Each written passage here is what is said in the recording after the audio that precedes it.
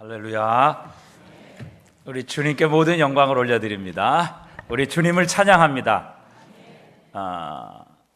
오늘 아침에 시편 137편인가 읽었는데 하나님은 바다 끝에 가서도 거하시고 또 하늘 끝에도 거하시며 새벽 날개를 치며 바다 끝에 가서 거할지라도 주님은 거기 계시며 우리를 붙드시는 하나님이시라. 하나님께서 계시지 않는 곳은 없지요. 그 하나님이 이곳에도 계시는 줄 믿습니다. 한번 우리와 함께 하시고 또 우리를 지키시며 또 우리에게 은혜를 주시는 주님께 우리 한번 감사의 박수를 한번 올려드리면 좋겠습니다.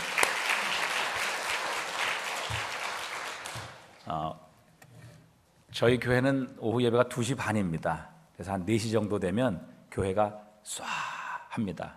아무도 없어요. 자기들끼리 다 먹으러 가고 또 집에 가서 TV 보고 저녁 한 대여섯 시면 교회가 조용합니다. 그런데 오늘 이렇게 많은 성도들이 이 밤에 모여서 하나님을 예배하는 이 모습을 보니까 제가 너무 감동이 됩니다. 이 저녁 시간에 이 귀한 예배를 하나님께 드리고 또 이 귀한 전통을 이어가시는 여러분을 축복하고 이 좋은 전통을 끝까지 좀 이어가셔서 우리 부산과 한국교회 소망이 되는 우리 남부민주한교 되셨으면 좋겠어요.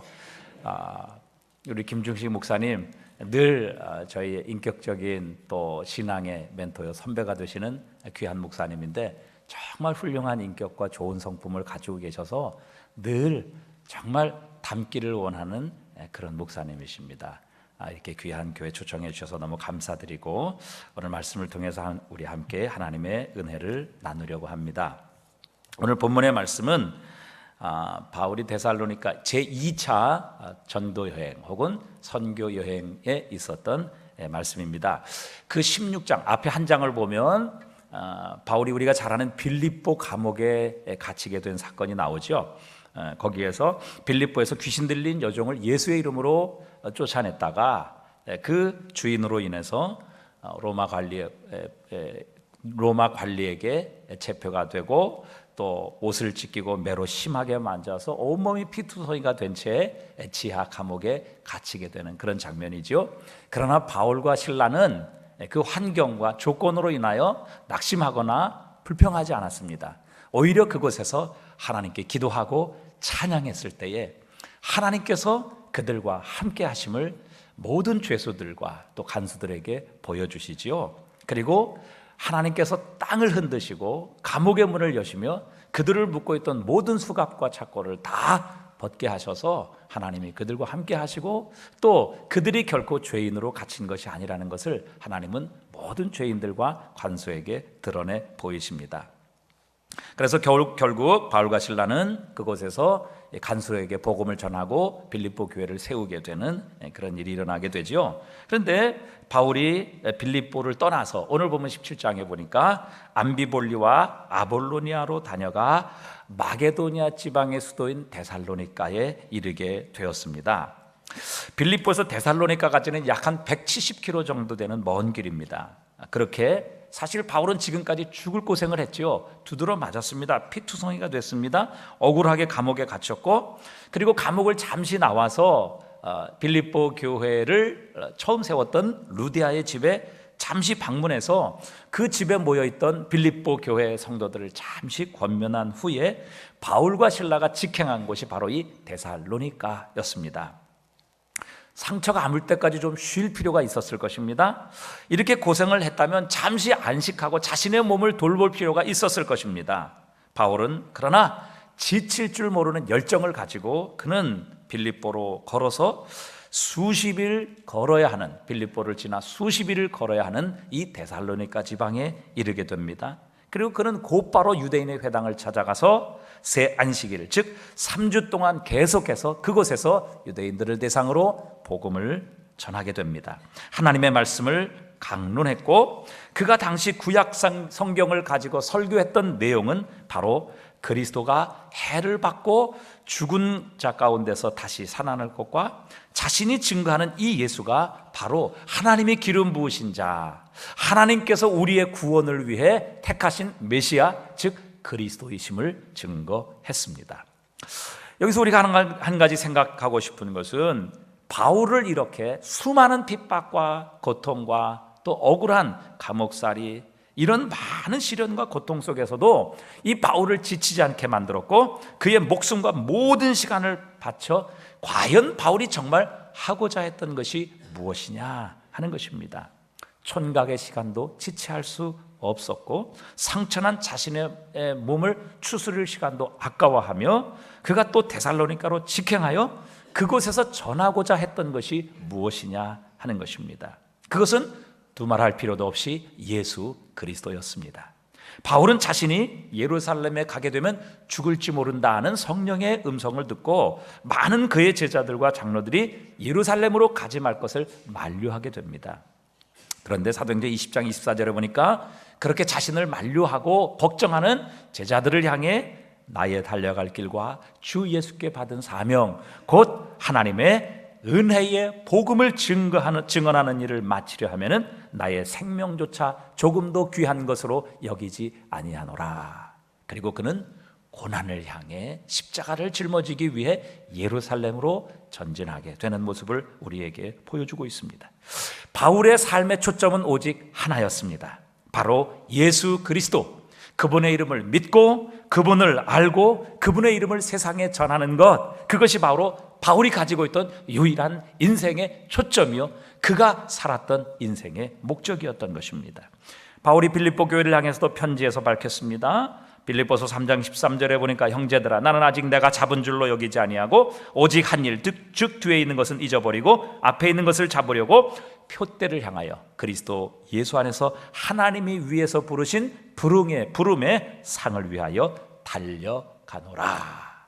그렇게 그의 인생의 분명한 표대와 초점이 무엇인지를 알고 그 초점을 가지고 그 표대를 향해 달려가는 인생을 살았다는 사실입니다.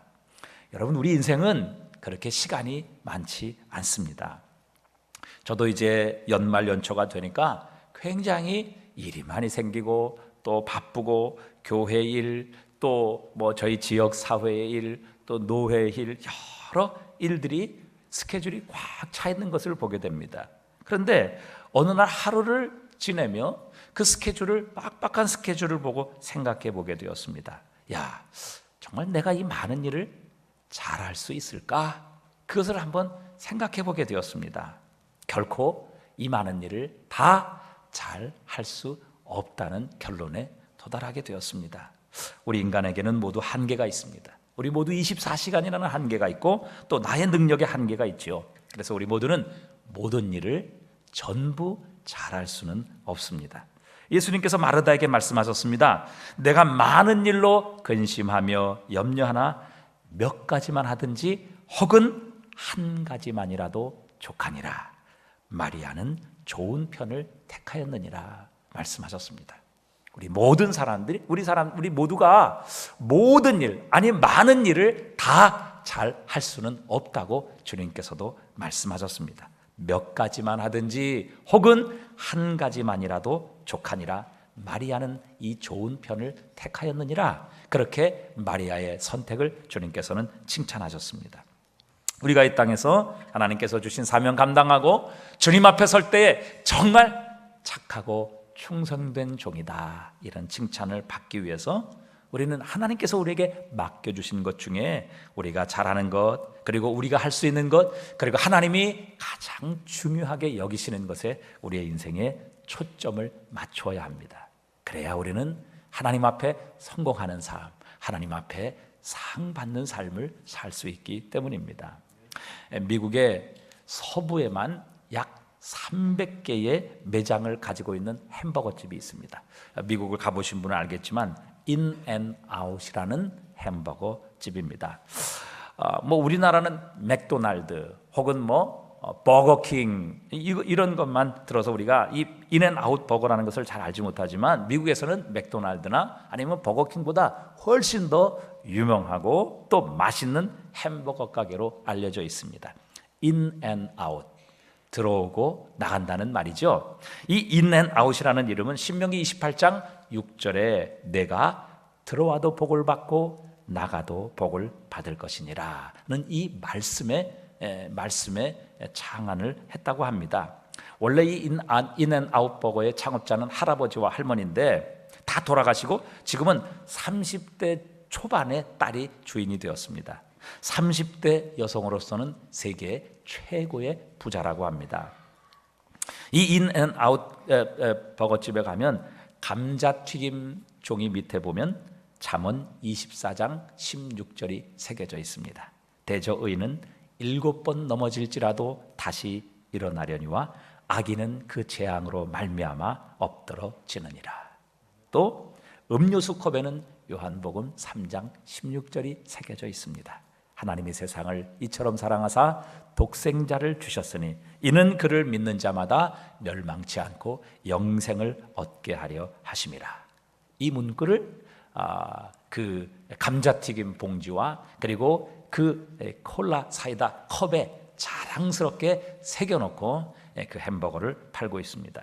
그런데 이 인앤아웃 버거의 성공의 비결이 무엇이냐 하는 것입니다. 많은 전문가들이 이 인앤아웃 버거가 그렇게 유명한 맥도날드, 버거킹 이런 모든 버거를 아이템을 제치고 결국에 미국의 최고의 햄버거집으로 성장하게 된 비결이 무엇인가? 많은 전문가의 분석에 의하면 바로 인앤아웃 버거는 한 가지에 집중한다는 것입니다. 그래서 인앤아웃 버거에는 메뉴가 오직 3가지밖에 없습니다. 첫 번째 햄버거, 두 번째 치즈버거, 세 번째 더블 버거. 요 3가지 메뉴밖에는 없습니다.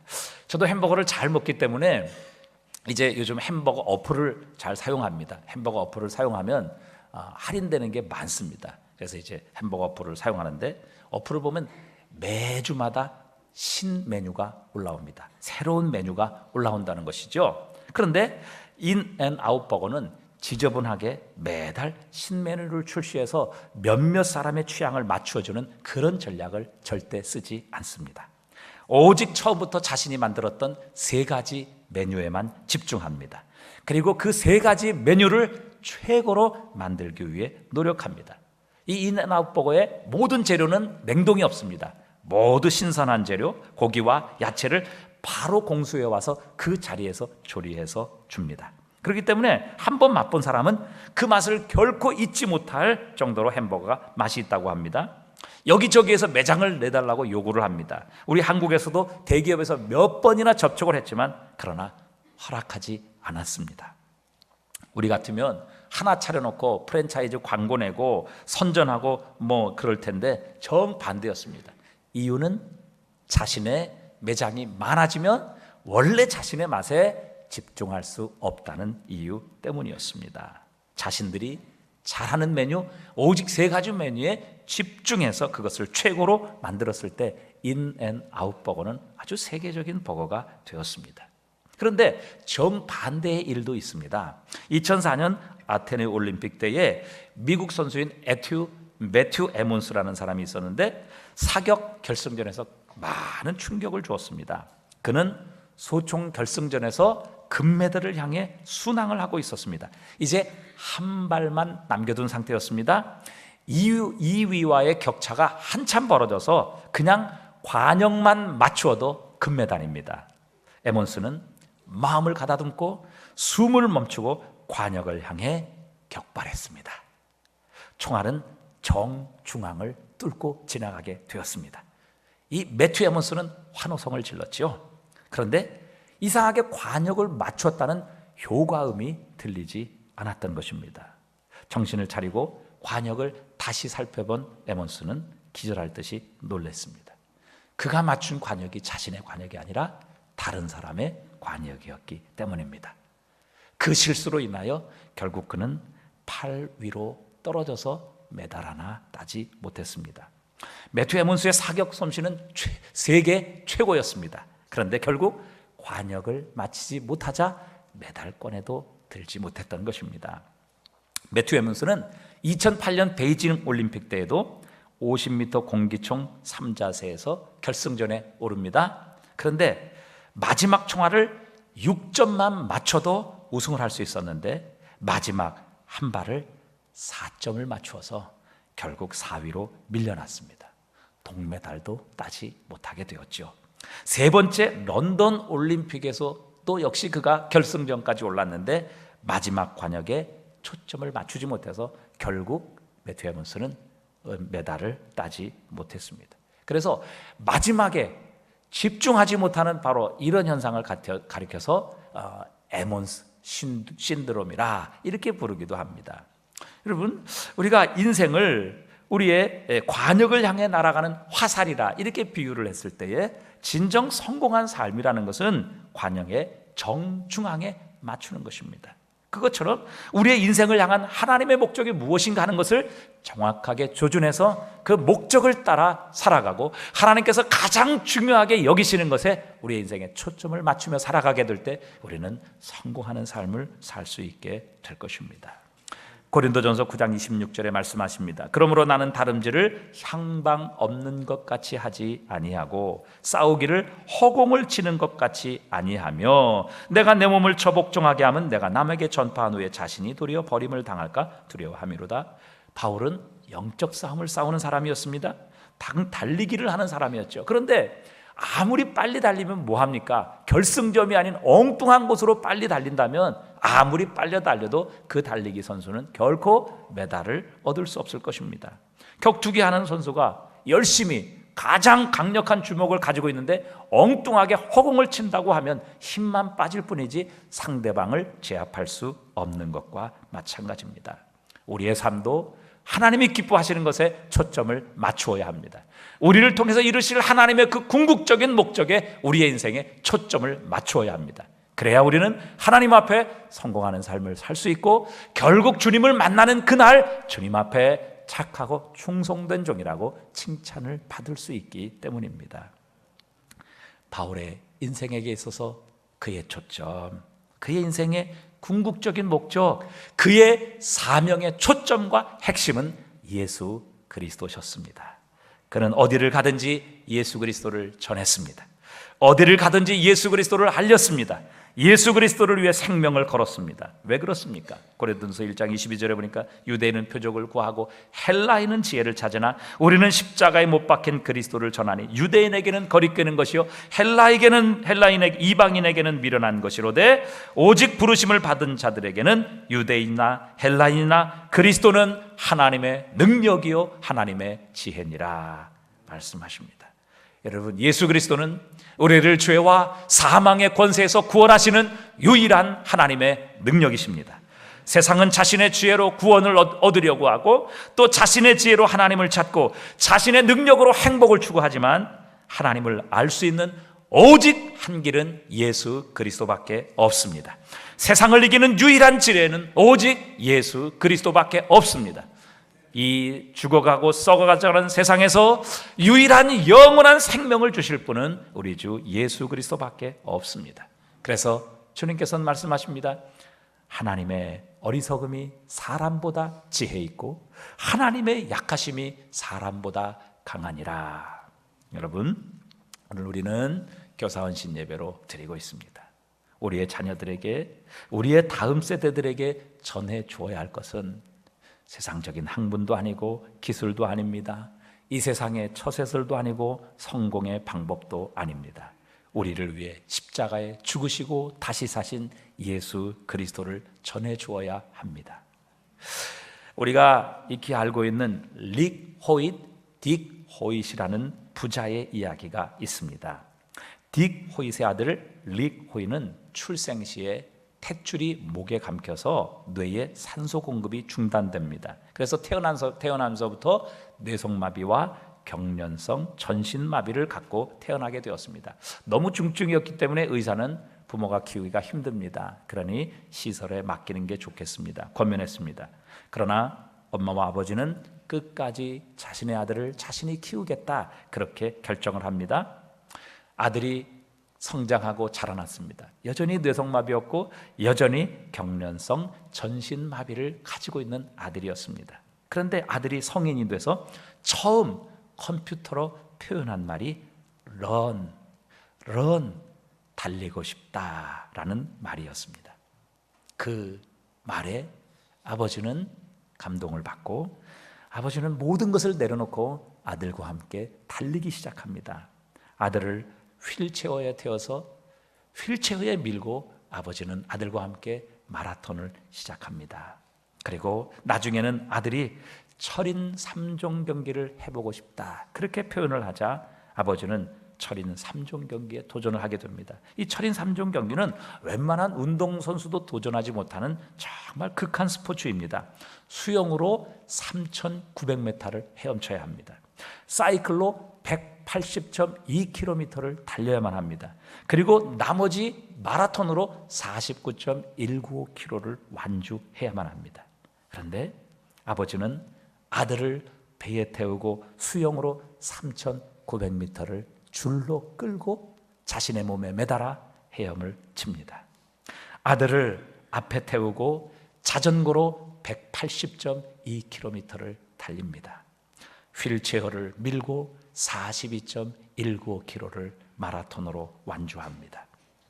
지금까지 이 딕 호잇과 그의 아들 릭 호잇은 모두 6차례 철인 3종 경기를 완주했습니다. 64차례의 42.195km의 마라톤을 완주했습니다. 특히 1992년부터 2005년까지 보스턴 마라톤 대회를 24년간 연속 완주한 기록을 가지고 있습니다. 또한 이들은 달리기와 자전거로 6,000km나 되는 미국을 횡단하기도 했습니다. 그런데 이 아버지, 딕 호잇 아버지의 이야기를 들으며 제가 감동을 받은 그런 대목이 있었습니다. 그의 마라톤 최고 기록이 2시간 40분 47초입니다. 그런데 기자가 그렇게 아버지에게 제안합니다. 그 아버지 딕 호잇에게 당신이 혼자 뛰면 아마 세계 기록이 나올 것입니다, 그렇게 이야기를 했어요. 그런데 아버지가 그 기자에게 이렇게 말합니다.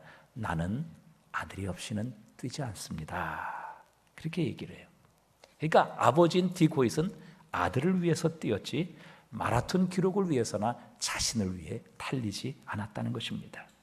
아버지의 말을 들은 아들은 또 그렇게 표현을 합니다. 나는 아버지 없이는 달릴 수 없습니다. 그건 당연한 말이지요. 그는 아버지 없이는 뛸 수도 걸을 수도 달릴 수도 물 위를 한 뼘도 수영할 수 없는 그런 전신마비 장애자였기 때문입니다. 이 부자의 이야기는 바로 우리와 우리의 주님과의 관계를 보여주는 것이라 생각합니다. 예수님께서는 우리가 아니면 이 땅에 오시지 않았습니다. 우리가 아니었으면 그분 그렇게 뼈아픈 고통과 멸시와 죄인들에게 조롱과 수치를 당하시며 십자가에 죽지 않으셨을 것입니다. 그분은 결코 우리가 아니었으면 죄 없으신 하나님의 아들이 그 고통스러운 십자가에 못 박혀 죽지 않으셨을 것입니다. 예수님은 우리를 위해 뛰셨습니다. 우리 때문에 영광의 보좌를 버리셨고, 우리 때문에 이 땅에 오셨고, 나 때문에 죽음과 고통의 십자가를 지신 것입니다. 우리는 예수 그리스도가 아니면 어찌 보면 우리는 죄로 말미암은 영적 장애인이라, 딕 호잇의 아들인 릭 호잇과 같은 영적 장애인이라 이렇게 볼 수 있을 것입니다. 아니, 성경은 그것보다 더 심하게 우리는 영적으로 죽었다 이렇게 선언하십니다. 사실 우리에게는 소망이 없었습니다. 우리의 영혼은 결코 달리거나 뛸 수 있는 가능성이 없었던 것이지요. 우리는 혼자 달릴 수 없었고 스스로 혼자 일어설 수도 없는 영적 장애를 가진 바로 그런 존재였습니다. 하지만 예수 그리스도께서 우리 대신 하나님 앞에 달리셨습니다. 우리 대신 하나님 앞에 의로움이 되셨습니다. 우리를 위해 하나님 앞에 전적으로 순종하셨고 우리를 위해 율법의 완성이 되어주셨습니다. 우리를 위해 죽으셨고 우리를 의롭다 하시기 위해 그리스도 예수께서 죽은 지 사흘 만에 다시 살아나셨습니다. 우리의 죄를 대속하시기 위해 그분은 우리 대신 모든 부끄러움과 조롱과 멸시와 수치를 대신 받으셨습니다. 그리고 우리의 죄의 삭신 죽음을 대신 죽으심으로 우리가 다시 살아날 수 있는 부활의 영광을 우리에게 가져다 주셨습니다. 그래서 예수 그리스도를 믿으면 예수 그리스도께서 하신 일이 우리의 일이 되게 하십니다. 예수 그리스도의 죽음이 우리의 죽음이 되게 하십니다. 그 아래 그분의 부활이 우리의 부활이 되게 하십니다. 그분의 능력이 우리의 능력이 되게 하십니다. 그분의 승리가 우리의 승리가 되게 하시는 것입니다. 아버지가 완주하면 뇌성마비 아들도 완주하는 것입니다. 아버지가 달리면 그 아들은 달릴 수 없고 그 아들은 전혀 움직일 수 없지만 그 아들도 아버지와 함께 달리고 뛰고 경주하게 되는 것입니다. 아버지가 달리면 뇌성마비 아들은 한 발자국도 움직일 수 없지만 그러나 아버지로 인하여 뇌성마비 아들도 달리게 되고 수영하게 되고 뛸 수 있게 되는 것입니다. 아들은 물속에 들어가기만 하면 가라앉는 수영 한 뼘 할 수 없는 장애인 뇌성마비입니다. 하지만 아버지가 끌고 가면 그는 3,900m 바다도 건널 수 있게 되는 것입니다. 이것이 바로 예수 그리스도께서 우리를 위해 행하신 일입니다. 여러분, 힘드십니까? 어려우십니까? 불가능해 보이십니까? 더 이상 움직일 힘과 능력이 없으십니까? 예수 그리스도를 의지하십시오. 그리스도 예수 안에 거하십시오. 우리 주님께서 우리를 안아주실 것입니다.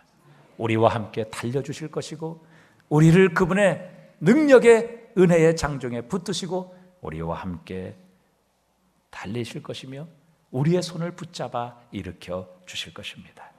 이것이 바로 예수 그리스도께서 나를 위해 행하신 일입니다. 우리가 예수 그리스도를 믿고 예수를 나의 주, 나의 하나님으로 영접하게 될 때에 우리는 그리스도 예수와 하나가 되게 하십니다. 로마서 6장 4절에 그러므로 우리가 그의 죽으심과 합하여 세례를 받음으로 그와 함께 장사되었나니 이는 아버지의 영광으로 말미암아 그리스도를 죽은 자 가운데서 살리심과 같이 우리도 또한 새 생명 가운데 행하게 하려 함이라. 예수님이 죽으셨다면 그분을 믿는 자는 그분과 함께 우리의 옛사람이 죽은 것입니다. 예수를 믿고 의지한다면 그분이 다시 사셨다면 그분을 믿는 우리도 다시 살아난 것입니다. 우리 안에 하나님의 생명이 있습니다. 영원한 생명이 있습니다. 우리 안에 그리스도 예수로 말미암아 이미 하나님의 나라 천국이 시작되었습니다. 그분이 하나님 앞에 의롭다 하심을 받으셨다면 그분을 믿는 우리도 그리스도 예수로 말미암아 하나님 앞에 의롭다 하심을 얻게 하셨습니다. 이것이 바로 바울이 일생을 걸고 그의 초점을 맞춰 했던 한 가지 사역이었습니다. 예수 그리스도를 알고 믿으며 그분을 알리고 그분의 제자가 되어 제자를 삼는 바로 그 사역, 그것에 바울은 인생의 초점을 맞추었습니다. 그는 핍박받는 거, 사람들에게 멸시를 받고 조롱받는 거, 또 돌로 쳐서 죽임을 당하는 거, 40에 하나 감한매를 3번씩이나 맞고 강도의 위험, 강의 위험, 죽음의 위험을 받고서도 결코 흐트러지지 않았던 그의 인생의 유일한 한 가지 초점, 그리스도 예수를 믿고 그분을 알리고 그분을 영접하게 만들어서 그리스도 예수께서 주시는 영원한 생명과 의로움을 얻어 하나님의 자녀가 되는 권세를 얻게 하는 것, 그것이 바울이 가진 유일한 인생의 초점이요 그의 인생의 목표였던 것입니다. 오늘 교사여 헌신 예배로 드립니다. 우리는 자녀에게 더 좋은 것 물려주기 원합니다. 가장 좋은 것 물려주려는 마음, 이것은 하나님께서 우리에게 심어놓은 본성일 것입니다. 우리보다 더 잘 되기를 원하는 것, 우리보다 더 하나님께 복을 받기를 원하는 이것, 여러분 그것 때문에 세상 사람들도 어떻게든 자녀를 잘 교육해서 명문 가정을 이루려고 노력합니다. 부모의 세대가 거둔 성공보다 자녀의 세대가 거둔 성공을 더 기뻐하고 축하하며 성공의 맥을 잇는 것을 자랑으로 삼는 것, 그것이 바로 인지상정이지요. 하지만 세상의 명성, 물질, 권력, 쾌락은 안개처럼 사라지는 허무한 것입니다. 여러분, 세상의 풀과 꽃처럼 바람 한 번 불면 그 있던 것도 찾을 수 없는 허무한 것, 이제 한번 피었다가 지면 결코 그 있던 자리도 찾을 수 없는 허무한 것들임을 우리에게 말씀하십니다. 우리의 육체조차도 이제 한 점 흙으로 돌아가게 되는 그런 사라지고 없어질 존재가 바로 세상에 보이는 것이라 말씀하십니다. 그것이 결코 우리의 인생을 구원할 수 없습니다. 그것이 우리의 죽은 영혼을 살려낼 수 없는 것입니다. 그래서 요한일서 2장 17절에도 세상도 정욕도 지나가되 오직 하나님의 뜻을 행하는 자는 영원히 거하느니라 우리에게 말씀해 주셨습니다. 여러분, 우리의 자녀들에게 이 그리스도 예수의 복음을 심어 준다면, 우리의 자녀들이 살아계신 우리 주 예수 그리스도를 나의 주, 나의 하나님으로 만나고 그분을 인격적으로 모시고 살아가게 된다면 그분으로 인하여 우리의 자녀들의 삶은 변화될 것입니다. 그분은 전능하신 하나님, 만유의 주제가 되시는 하나님, 온 땅 만물의 주권을 가지고 계시는 하나님을 아버지로 모시고 살게 될 것입니다. 그 아버지께서 우리의 자녀들의 인생을 책임져 주실 것입니다. 도와 주실 것입니다. 힘을 주실 것입니다. 그러므로 우리 교회와 그리고 이 부산 땅과 이 민족의 리더가 되게 하셔서 그리스도 예수의 선한 영향력을 미칠 수 있는 그런 자녀들로 우리의 자녀들을 책임져 주시고 보호해 주시고 인도해 주실 것입니다. 우리 모든 선생님들이 우리의 자녀, 우리의 학생들에게 심어줘야 되고 가르쳐야 될 유일한 초점, 바로 우리의 구원의 유일한 능력이 되시는 예수 그리스도인 줄 믿습니다. 그리스도 예수를 믿고 영접하여 하나님의 자녀가 되는 권세를 얻게 된다면 이 세상에 모든 것이 되시는 하나님을 아버지로 모시고 살아가는 그런 자녀로 성장하게 될 것입니다. 그렇게 될 때 아버지 하나님이 우리의 자녀들을 책임져 주시고 우리의 다음 세대들을 이 땅과 민족의 리더로 키워주셔서 그리스도 예수의 선한 영향력을 미치는 그런 자녀들로 축복해 주시고 인도해 주실 줄 믿습니다.